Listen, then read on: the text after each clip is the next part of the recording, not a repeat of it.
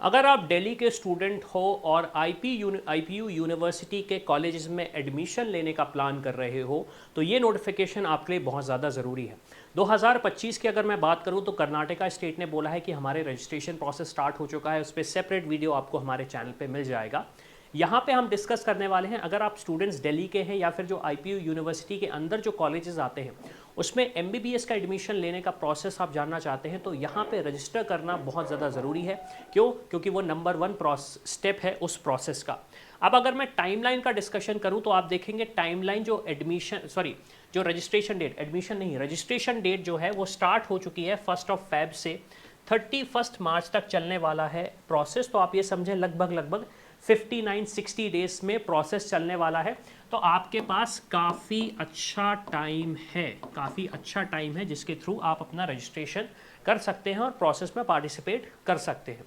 अब आप देखेंगे यहाँ पे the online registration followed by the online application form along with the payment fees. जो फीस आपको पे करनी है वो लगभग 2500 रुपये है। तो वो 1 फेब से लेके टू बी नोटिफाइड लेटर, अभी वो अपडेट नहीं आया तो वो ब्रोशर अपडेट आएगा। उसके बाद अगर मैं बात करूं जो इंपॉर्टेंट चीज़ें हैं स्पेशली जो स्टूडेंट्स के लिए है वो हम डिस्कस कर लेते हैं। इसी ब्रोशर के अंदर मैंने काफ़ी सारी चीज़ों को रिमूव कर दिया था ताकि हम मेन पॉइंट्स पे डिस्कस कर सकें।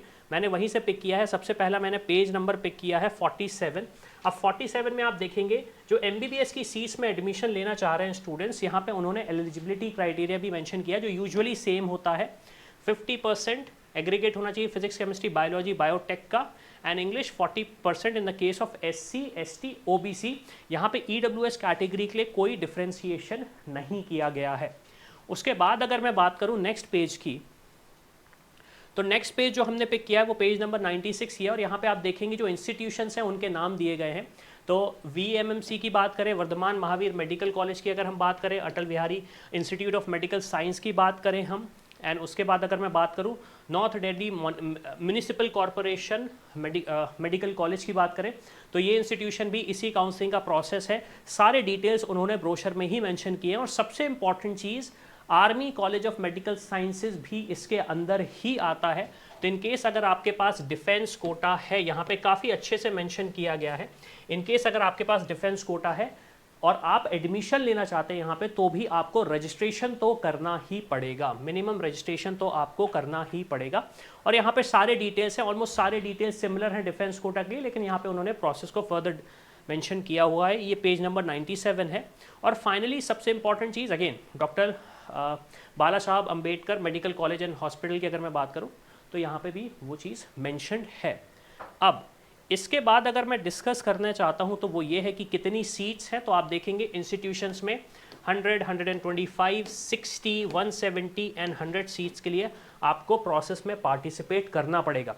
अब कुछ स्टूडेंट्स का कंफ्यूजन होता है कि सर कभी आप बोलते हैं दिल्ली के कॉलेजेस के लिए MCC की काउंसलिंग करना है, कभी आप बोलते हैं इंद्रप्रस्थ की काउंसलिंग करना है। तो एग्जैक्टली प्रोसेस क्या, तो मैं आपको बड़े सिंपल तरीके से समझा दूँ। जो दिल्ली के कॉलेजेस हैं, कुछ कॉलेजेस की काउंसलिंग सिर्फ और सिर्फ MCC करती है, कुछ कॉलेजेस की काउंसलिंग IPU यूनिवर्सिटी करती है। तो ये डिफरेंशिएशन आपको देखना पड़ेगा। इन केस अगर आपको इन कॉलेजेस में एडमिशन लेना है तो इसके लिए आपको IPU यूनिवर्सिटी की काउंसलिंग का भी पार्टिसिपेशन करना पड़ेगा। अब इसके बाद सबसे इंपॉर्टेंट चीज़, अभी आप ये देखें कि आपका स्कोर क्या आ रहा है। इसके लिए हमारा रैंक प्रिडिक्टर ऑलरेडी रेडी है।